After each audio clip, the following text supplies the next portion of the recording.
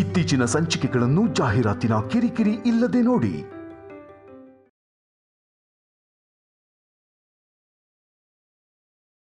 ಕಲ್ಯಾಣಿ ಮೇಲೆ ಕೋಪ ಇದ್ರೆ ಕಲ್ಯಾಣಿ ಮೇಲೆ ತೋರ್ಸು, ಅನ್ನದ ಮೇಲಲ್ಲಪ್ಪ. ಅನ್ನ ಪರಬ್ರಹ್ಮ ಸ್ವರೂಪ, ಬೇಡ ಅಂತ ಹೇಳ್ಬಾರ್ದು. ಬಾ ಬಾ.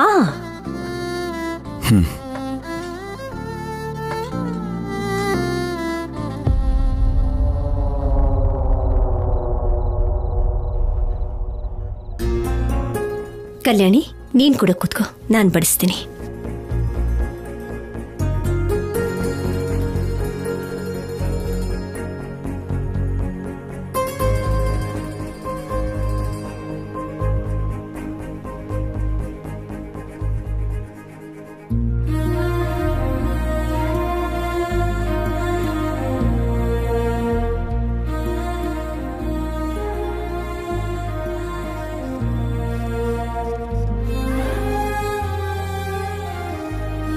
ಶೌರ್ಯ, ನನ್ನ ಕಲ್ಯಾಣಿ ಹೇಗೋ ನೀನು ಕೂಡ ಹಾಗೆ ಕಣೋ. ನಿಮ್ಮಿಬ್ರಲ್ಲಿ ಹರಿತಾ ಇರೋದು ನಮ್ಮ ವಂಶದ ರಕ್ತನೇ.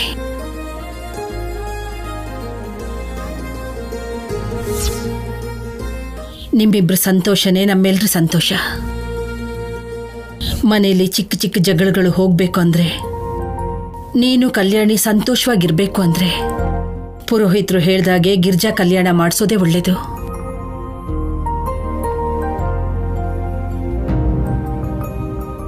ಅಗತ್ಯ ಇಲ್ಲ. ಅವಳ ಜೊತೆ ಸೇರಿ ನನ್ನ ಮಗ ಯಾವ ಪೂಜೆ ಮಾಡೋದಕ್ಕೂ ನಾನು ಬಿಡಲ್ಲ.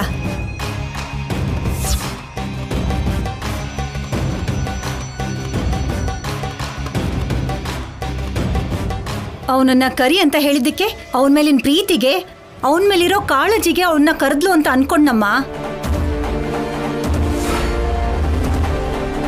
ಆದ್ರೆ ನೀನು ಪೂಜೆ ಬಗ್ಗೆ ಕೇಳೋದಕ್ಕೆ ಕರೆಸಿದ್ಯಾ? ಚೆನ್ನಾಗಿದ್ಯಮ್ಮ.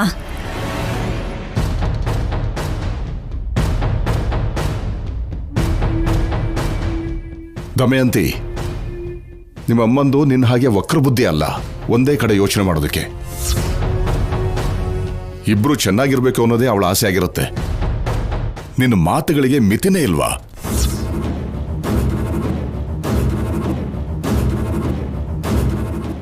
ಸಾರಿ ಅಜ್ಜಿ,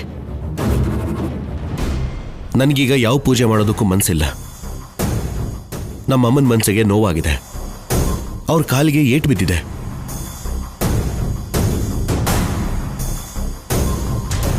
ನಾನಿವಾಗ ನಮ್ಮಮ್ಮ ಏನು ಹೇಳ್ತಾರೋ ಅದನ್ನೇ ಮಾಡ್ತೀನಿ.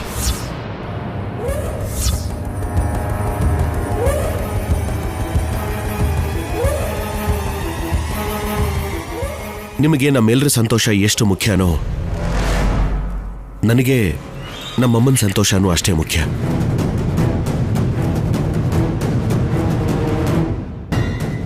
ಆಫೀಸರ್, ಶೌರ್ಯ, ಚಿಚಿ, ನನ್ನ ಮಗನ್ನು ಈ ಮನೆಯಲ್ಲಿ ಪ್ರಶಾಂತವಾಗಿ ಊಟ ಮಾಡೋಕ್ಕೂ ಬಿಡಲ್ಲ. ಅಯ್ಯೋ ಅತ್ತೆ, ಅಯ್ಯೋ ಅದ್ಗೆ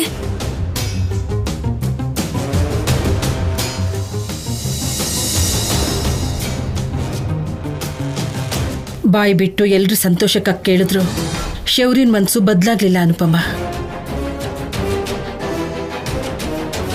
ಹೇಗೆ ಇವಾಗೇನ್ ಮಾಡೋದು? ಶೌರ್ಯ ದಮಯಂತಿ ಬಗ್ಗೆನೇ ಯೋಚನೆ ಮಾಡ್ತಾ ಈ ಪೂಜೆಗೆ ಒಪ್ಕೊಳ್ತಾ ಇಲ್ಲಮ್ಮ. ದಮಯಂತಿ ಹೇಳೋವರೆಗೂ ಶೌರ್ಯ ಪೂಜೆ ಕೂತ್ಕೊಳ್ಳಲ್ಲ. ಆದ್ರೆ ಆ ರಾಕ್ಷಸಿ ಯಾಕೆ ಹೇಳ್ತಾಳೆ? ನಾವು ಅಂದ್ರೇನೆ ಜಗಳ ಆಡೋದಕ್ಕೆ ಬರ್ತಾಳೆ. ಏನ್ ಮಾಡೋದು ಅಂತ ಅರ್ಥ ಆಗ್ತಿಲ್ಲ.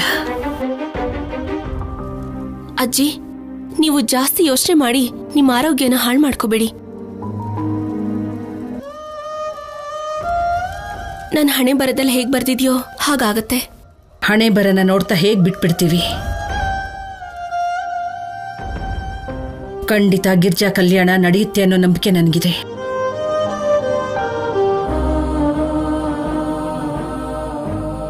ಆದ್ರೆ ಹೇಗೆ ಅನ್ನೋದೇ ಅರ್ಥ ಆಗ್ತಿಲ್ಲ.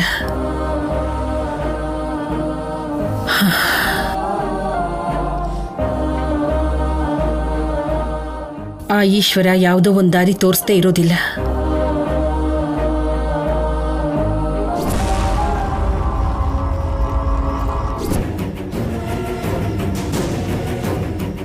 ಅಮ್ಮ, ಇವಾಗ ಹೇಗಿದೆ? ನೋವು ಕಮ್ಮಿ ಆಯ್ತಾ? ಏನ್ ಕಮ್ಮಿ ಆಗಿದ್ಯೋ ಏನೋ ಕಣೋ. ಇಷ್ಟು ಜೋರಾಗಿ ಏಟಾಗಿದೆ ಅಂದ್ರೆ ಅವಳು ಇನ್ನೆಷ್ಟು ಜೋರಾಗಿ ತಳ್ಳಿರ್ಬೋದು ಯೋಚ್ಸು. ಆ ಕಲ್ಯಾಣಿ ನೋಡೋದಕ್ ತಳ್ಳಗಿದ್ದಾಳೆ, ಆದ್ರೆ ತುಂಬಾ ಜೋರಾಗಿ ತಳ್ಬಿಟ್ಲು ಕಣೋ. ಅಮ್ಮ ಅಮ್ಮ, ಟ್ಯಾಬ್ಲೆಟ್ ತಗೊಂಡ್ಯಾ? ಆಮೇಲೆ ತಗೋತೀನಿ ಬಿಡು. ನೀನ್ ಮತ್ತೆ ಮರ್ತು ಹೋಗ್ತೀಯಮ್ಮ, ನಾನು ಕೊಡ್ತೀನಿರು.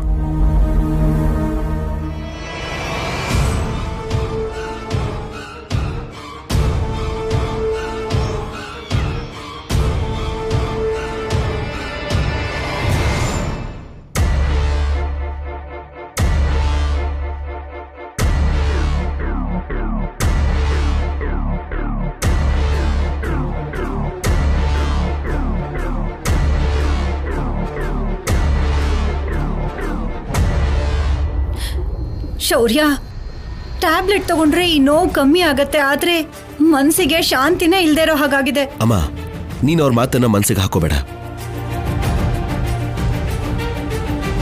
ನಿನಗೆ ಹೀಗಿರೋವಾಗ ನಾನು ಖುಷಿಯಿಂದ ಪೂಜೆಗೆ ಹೇಗೆ ಕೂತ್ಕೋತೀನಿ ಹೇಳು? ನನ್ಗೂ ಅದೇ ಬೇಜಾರು. ನನ್ನಿಂದಾಗಿ ನೀನು ನಿನ್ ಹೆಂಡತಿ ಜೊತೆ ಸರಿಯಾಗಿರೋದಕ್ಕೆ ಆಗ್ತಾ ಇಲ್ಲ.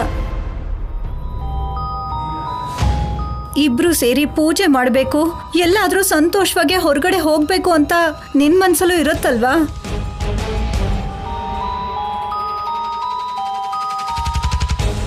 ನನ್ನಿಂದಾಗಿ ನಿಮ್ ಚಿಕ್ಕ ಚಿಕ್ಕ ಆಸೆಗಳೆಲ್ಲ ಹಾಗೆ ಉಳ್ದು ಹೋಗ್ತಾ ಇದೆ ಕಣೋ. ಅದೇ ನನಗ್ ಬೇಜಾರು. ಅಮ್ಮ, ನನಗೆ ಯಾವತ್ತಿದ್ರೂ ನನ್ನ ಖುಷಿಗಿಂತ ನಮ್ಮವರ ಖುಷಿನೇ ತುಂಬಾ ಮುಖ್ಯ. ನೀನು ನಿನ್ನ ಕೈಯಾರೆ ಮಾಡಿಸಿದ್ರೆ ಮಾತ್ರ ಯಾವ ಪೂಜೆಲಾದ್ರೂ ಕೂತ್ಕೋತೀನಿ, ಯಾವ ಹೋಮ ಬೇಕಾದ್ರೂ ಮಾಡ್ತೀನಿ, ಸರಿನಾ? ನಿನ್ ಪ್ರೀತಿ ನನಗ್ ಗೊತ್ತು ಕಂದ. ನೀನ್ ರೆಸ್ಟ್ ತಗೋಮ್ಮ.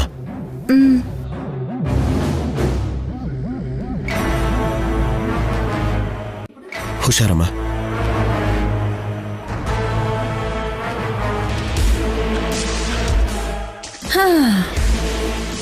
ಅಮ್ಮಯ್ಯ, ಇವಾಗ ನನ್ನ ಮನ್ಸಿಗೆ ಸ್ವಲ್ಪ ನೆಮ್ಮದಿ ಸಿಕ್ತು. ಬೆಳಿಗ್ಗೆಯಿಂದ ಕೂತು ಕೂತು ನನ್ನ ಕಾಲ್ ಮರಗೆಟ್ಟು ಹೋಗಿದೆ.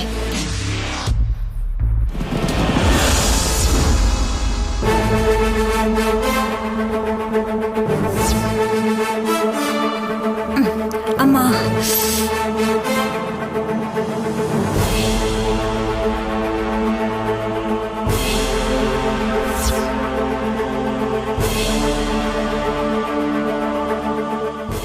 ಸರಿಯಾಗಿ ಸಿಕ್ಕಾಕೊಂಡಿದ್ದೀರಾ. ಇವಾಗ ಮಾಡ್ತೀನಿ ನೋಡಿ.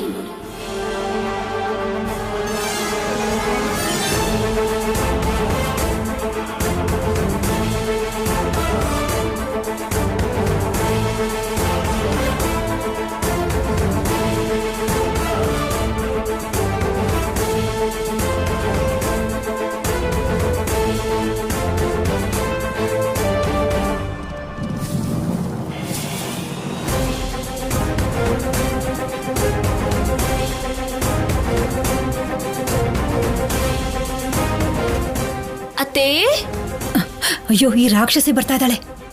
ಅತ್ತೆ, ಅಮ್ಮ, ಇನ್ನೂ ಪೇನ್ ಕಮ್ಮಿ ಆಗಿಲ್ವಾ ಅತ್ತೆ?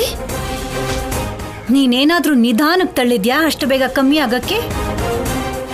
2-3 ದಿನದ ಮೇಲಾಗತ್ತೆ ಅಂತ ಡಾಕ್ಟರ್ ಹೇಳೋವಾಗ ನೀನು ಕಿವಿಯಲ್ಲಿಟ್ಕೊಂಡಿದ್ದೆ. ಹಾಗಾದ್ರೆ ಅತ್ತೆ, ಅಜ್ಜಿ ಹೇಳಿರೋ ಹಾಗೆ ಗಿರಿಜಾ ಕಲ್ಯಾಣನ ನಡೆಸೋದಕ್ಕೆ ಆಗೋದಿಲ್ವಾ? ಡೌಟಾ? ನಾನು ಸತ್ರು ಒಪ್ಕೊಳ್ಳಲ್ಲ.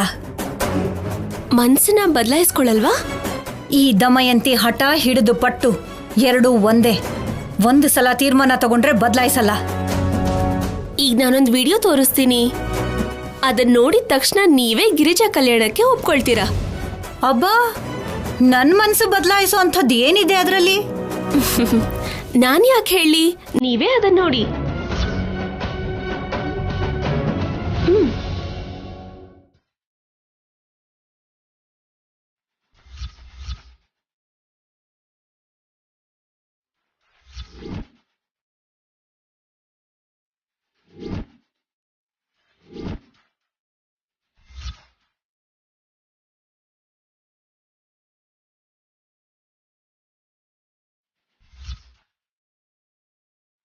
ಅಬ್ಬಬ್ಬಾ ಏನ್ ವಾಕಿಂಗ್ ಮಾಡಿದಿರಾ ಅತ್ತೆ? ಆಶ್ಚರ್ಯ ಪಡೋ ವಿಷಯ ಏನು ಅಂತ ಅಂದ್ರೆ ಕಾಲಷ್ಟು ನೋವಿದ್ರು ನೀವ್ ನಡೆಯುವಾಗ ಮಾತ್ರ ಒಂದ್ ಕಡೆನೂ ಕುಂಟ್ಲಿಲ್ಲ. ಕಲ್ಯಾಣಿ, ಮೊಬೈಲ್ ಕೊಡಿಲಿ. ರಿಕ್ವೆಸ್ಟಾ? ಆರ್ಡರಾ? ಅಷ್ಟಕ್ಕೂ ನಿಮ್ಮ ಹತ್ರ ಯಾಕೆ ಮಾತಾಡ್ಲಿ? ಈ ವಿಡಿಯೋನ ಆಫೀಸರ್ಗೆ ತೋರಿಸಿದ್ರೆ ಆಫೀಸರೇ ಗಿರ್ಜಾ ಕಲ್ಯಾಣಕ್ಕೆ ಒಪ್ಕೊಳ್ತಾರೆ. ನಿಮ್ ನಿಜವಾದ ಬಣ್ಣ ನಿಮ್ ಮುದ್ದಿನ ಮಗಂಗೆ ಗೊತ್ತಾಗೋಗುತ್ತೆ. ಈಗ ನಿನ್ಗೇನ್ ಬೇಕು? ಗಿರಿಜಾ ಕಲ್ಯಾಣಕ್ಕೆ ಒಪ್ಕೋಬೇಕು ಅಷ್ಟೇ ಅಲ್ವಾ? ಇದಕ್ಕೂ ಮುಂಚೆ ಸತ್ರು ಒಪ್ಕೊಳ್ಳಲ್ಲ ಅಂತಿದ್ರಿ. ಅದೇನೋ ದಮಯಂತಿ ಹಠ ಹಿಡಿದ್ ಪಟ್ಟು ಅಂತ ಹೇಳ್ತಾ ಇದ್ರಿ. ಪ್ರಾಸ ಚೆನ್ನಾಗಿದೆ ಅಂತ ನನ್ನ ಟೈಮ್ ಚೆನ್ನಾಗಿಲ್ದೇ ಇರುವಾಗ ಹೇಳ್ಬಿಟ್ನೆ. ಆ ವಿಡಿಯೋ ಡಿಲೀಟ್ ಮಾಡು. ಏನಕ್ ಬಿಡಿ ಅತ್ತೆ, ಪ್ರತಿ ಸಲ ನೀವ್ ಈ ತರ ನಾಟಕ ಆಡೋದು, ಆಫೀಸರ್ ನನಗ್ ಬೈಯೋದು ಇದೆಲ್ಲ ಬೇಕಾ? ಒಂದೇ ಒಂದ್ಸಲ ನಿಮ್ ಬಗ್ಗೆ ಗೊತ್ತಾದ್ರೆ ಇನ್ನವರು ನನ್ಗೆ ಏನೂ ಹೇಳೋದಿಲ್ಲ. ಅಮ್ಮ, ನನ್ನನ್ನ ನಿನ್ ಸೋದರತ್ತೆ ಅಂತ ಅಲ್ಲ, ನಿನ್ ತಾಯಿ ಅನ್ಕೋ. ಆ ವಿಡಿಯೋನ್ ಮಾತ್ರ ಶೌರ್ಯಂಗ್ ತೋರಿಸ್ಬೇಡ್ವೆ. ನನ್ ತಾಯಿ ಅನ್ಕೋಬೇಕಾ? ನಮ್ಮಮ್ಮ ಆಗಿದ್ರೆ ದಿನ ನನ್ಗೆ ಮುತ್ತು ಕೊಡ್ತಿದ್ರು. ಮುತ್ತ? ನೀನ್ ಆ ವಿಡಿಯೋನ ಶೌರ್ಯಂಗ್ ತೋರ್ಸಲ್ಲ ಅಂತಂದ್ರೆ ನಿನ್ಗೆಷ್ಟು ಬೇಕೋ ಅಷ್ಟು ಮುತ್ತು ಕೊಡ್ತೀನಿ, ಹೋಗು. ಹೌದಾ? ಈ ಕಡೆ ಮತ್ತಿಲ್ಲಿ ಸಾಕ? ಆ ವಿಡಿಯೋ ಕೊಡು. ಮತ್ತೆ ಗಿರಿಜಾ ಕಲ್ಯಾಣ ನಾನೇ ಹತ್ರ ಇದ್ದು ಮಾಡಿಸ್ತೀನಿ. ನಮ್ಮತ್ತೆ ಬಂಗಾರ. ಸರಿ, ಬನ್ನಿ ಹೋಗೋಣ. ಎಲ್ಲಿಗೆ? ಆಫೀಸರ್ಗೆ ಮತ್ತೆ ಎಲ್ಲರಿಗೂ ಗಿರಿಜಾ ಕಲ್ಯಾಣಕ್ಕೆ ನೀವು ಒಪ್ಕೊಂಡ್ರಿ ಅಂತ ಹೇಳ್ಬೇಕಲ್ಲ. ಲೇ, ಈಗ ತಾನೇ ನನ್ ಶೌರ್ಯನಿಗೆ ಬೇಡ ಅಂತ ಹೇಳಿದ್ದೆ. ಮತ್ತೆ ತಕ್ಷಣ ಮಾಡಿಸ್ತೀನಿ ಅಂತಂದ್ರೆ ಅವನಿಗೆ ಅನುಮಾನ ಬರುತ್ತೆ. ಮತ್ತಿವಾಗ ಏನ್ ಮಾಡೋದು? ಅವಕಾಶ ನೋಡ್ಕೊಂಡು ನಾನೇ ಹೇಳ್ತೀನಿ. ಸರಿ, ನೀವ್ ಹೇಳಿದ ಮೇಲೆನೆ ಡಿಲೀಟ್ ಮಾಡ್ತೀನಿ. ಲೇ, ನಿಂತ್ಕೊಳ್ಳೆ. ಕಲ್ಯಾಣಿ, ಕಲ್ಯಾಣಿ! ಇದೇನ್ ಇವಳ ಹತ್ರ ಹೀಗ್ ಸಿಕ್ಕಾಕೊಂಡೆ? ಇವಾಗ ಏನ್ ಮಾಡ್ಲಿ? ಗಿರ್ಜಾ ಕಲ್ಯಾಣನ ಮಾಡಿಸ್ಲಾ ಬೇಡ್ವಾ? ಅಯ್ಯೋ,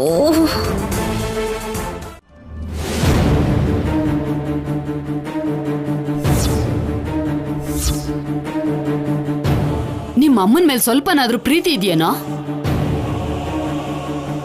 ಅದೇನಮ್ಮ ಹಂಗಂತ್ಯ? ಮತ್ತಿನ್ನೇನ್ ಅನ್ಬೇಕೋ? ಆ ಸಂಪದದಿಂದ ನಮ್ ಜೀವನನೇ ನಾಶ ಆಗೋಗಿದೆ. ಭಯ ಪಟ್ಕೊಂಡು ಸಾಯೋಕ್ಕೂ ಆಗದೆ ಬದುಕ್ತಾ ಇದೀವಿ.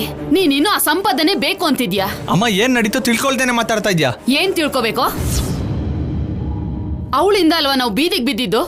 ಅವಳಿಂದ ಅಲ್ವಾ ಶೌರ್ಯ ನಮ್ಮನ್ನ ಹುಡುಕ್ತಾ ಇರೋದು? ಅವಳಿಂದನೇ ಅಲ್ವಾ ನಮ್ಗೆ ಈ ಪರಿಸ್ಥಿತಿ? ಕಾಸ್ ಬಿಟ್ರೆ ಬೇರೆ ಏನು ಕಾಣಿಸ್ದೇ ಇರೋ ನನ್ ಕಣ್ಣಿಂದ ಇವತ್ತು ಕಣ್ಣೀರ್ ಬರ್ತಾ ಇದೆ. ಇದೆಲ್ಲ ಅವಳಿಂದನೇ ಅಲ್ವಾ? ಇಷ್ಟೆಲ್ಲ ಆದ್ರೂನು ನೀವು ಮತ್ತೆ ಅವಳೇ ಬೇಕು ಅಂತ ಹೇಳ್ತಿದ್ರೆ ಏನನ್ಬೇಕು? ಮಹಾಲಕ್ಷ್ಮಿ ಜೊತೆ ನಿನ್ ಮದ್ವೆ ಆದ್ರೆ ನಿನ್ ಜೀವನ ಚೆನ್ನಾಗಿರುತ್ತೆ ಅಂತ ಎಷ್ಟೋ ಪ್ರಯತ್ನ ಪಟ್ಟೆ. ಮದ್ವೆ ದಿನ ನಿನ್ ಪಾಡಿಗೆ ನೀನ್ ಓಡೋಗ್ಬಿಟ್ಟೆ. ಕನಿಷ್ಠ ನನ್ ಬಗ್ಗೆ ಯೋಚನೆ ಮಾಡ್ದ್ಯಾ? ನನ್ ತಮ್ಮ ಗನ್ ತೋರ್ಸಿದ ತಕ್ಷಣ ಏನ್ ಮಾಡ್ಬೇಕು ಅಂತ ಗೊತ್ತಾಗ್ದೆ ಪಾರ್ಶ್ವವಾಯು ಹೊಡೆದಾಗ ಬಿದ್ದೋಗಿ ಪ್ರಾಣ ಕಾಪಾಡ್ಕೊಂಡೆ ಕಣೋ.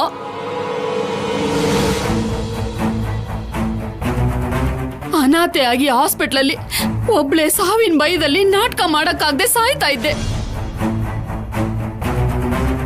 ಆದ್ರೆ ಒಂದಿನ ಕೂಡ ನೀನ್ ನನ್ ಬಗ್ಗೆ ಯೋಚನೆನೆ ಮಾಡ್ಲಿಲ್ಲ.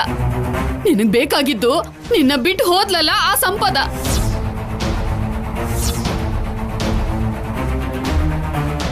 ನೀನು ಆ ಸಂಪದ ಎಲ್ಲಾದ್ರೂ ಹಾಳಾಗೋಗಿ. ನಿಮಗ್ ನಿಜವಾದ ವಿಷಯ ಗೊತ್ತಾದ್ರೆ ನಾನು ಅಪಾರ್ಥ ಮಾಡ್ಕೊಳ್ಳಲ್ಲ ಅತ್ತೆ.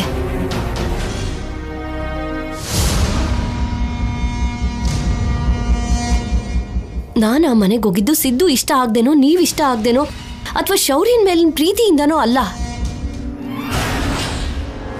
ಬರೀ ದುಡ್ಡುಗೋಸ್ಕರ.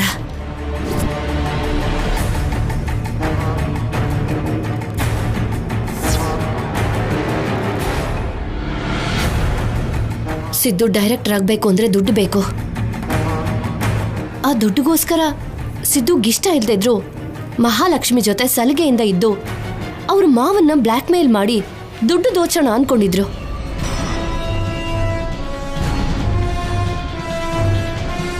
ನೀವದನ್ನ ಮದ್ವೆವರೆಗೂ ತಗೊಂಡು ಹೋದ್ರಿ.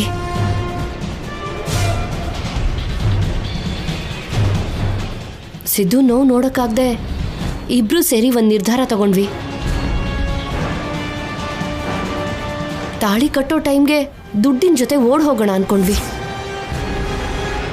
ಆದ್ರೆ ಆ ಕಲ್ಯಾಣಿಯಿಂದ ನಮ್ ಪ್ಲಾನ್ ಪೂರ್ತಿ ಹಾಳಾಯ್ತು. ಇಲ್ಲಿ ಸಿದ್ದು, ಅಲ್ಲಿ ನಾನು ಎಷ್ಟು ನೋವು ಪಟ್ಟಿದೀವಿ. ಇದಕ್ಕೆಲ್ಲ ಕಾರಣ ಆ ಕಲ್ಯಾಣಿ.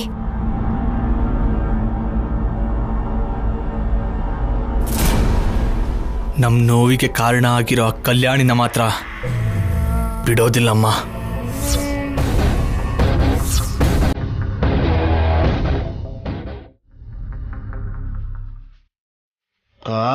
ತಲೆ ಸಿಡಿದು ಹೋಗ್ತಾ ಇದೆ. ಟ್ಯಾಬ್ಲೆಟ್ಸ್ ಎಲ್ಲಿದೆ?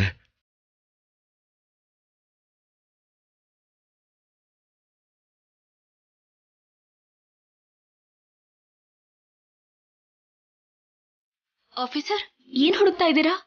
ಏನಿಲ್ಲ. ಏನು ಅಂತ ಹೇಳಿದ್ರೆ ತಾನೇ ಗೊತ್ತಾಗೋದು. ಏನ್ ಬೇಕು? ತಲೆನೋವು. ಟ್ಯಾಬ್ಲೆಟ್ಸ್ ಎಲ್ಲಿದೆ? ಟ್ಯಾಬ್ಲೆಟ್ಸ್ ಇಲ್ಲ ಆಫೀಸರ್, ಬಾಮ್ ಇದೆ, ಕೊಡ್ತೀನಿ ರೀ.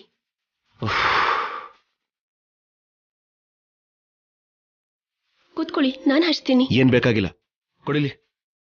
ಹಾಗೆ ಹೇಗಾಗತ್ತೆ? ಅವ್ರಿಗವ್ರೆ ಹಚ್ಕೊಂಡ್ರೆ ನೋವು ಕಮ್ಮಿ ಆಗಲ್ಲ. ಪ್ರೀತಿಯಿಂದ ಯಾರಾದ್ರೂ ಹಚ್ಚಿದ್ರೆ ತಕ್ಷಣ ಕಮ್ಮಿ ಆಗತ್ತೆ. ಇದನ್ನ ಟಚ್ ಥೆರಪಿ ಅಂತ ಹೇಳ್ತಾರೆ. ಅದಕ್ಕೆ ನಾನೇ ಹಚ್ತೀನಿ.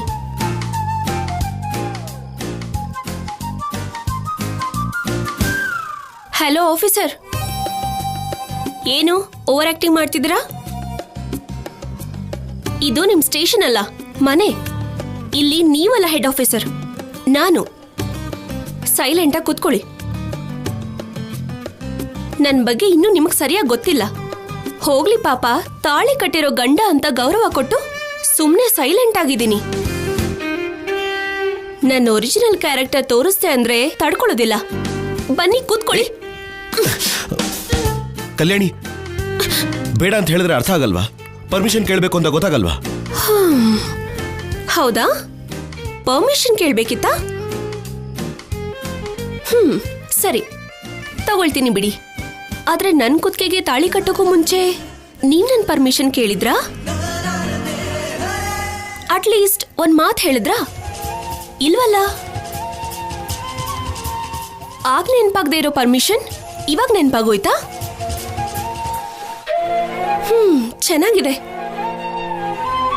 ಅದು ಬೇರೆ, ಇದು ಬೇರೆ. ಯಾವುದು ಬೇರೆ ಅಲ್ಲ.